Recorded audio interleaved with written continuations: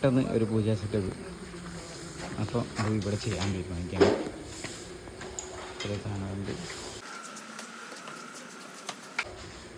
എന്ത് സെറ്റപ്പിൽ എന്ത് പണിയെടുക്കുകയാണെങ്കിലും ഇവന് എത്താത്ത സാധനം ആദ്യം ചെയ്യുള്ളൂ. ശ്രദ്ധിച്ചിട്ടുണ്ടോ?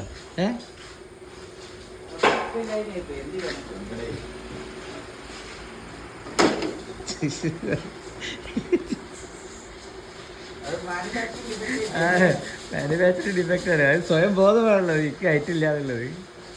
അയാൾക്ക് തന്നെ മേളിക്കത്തുന്നില്ല.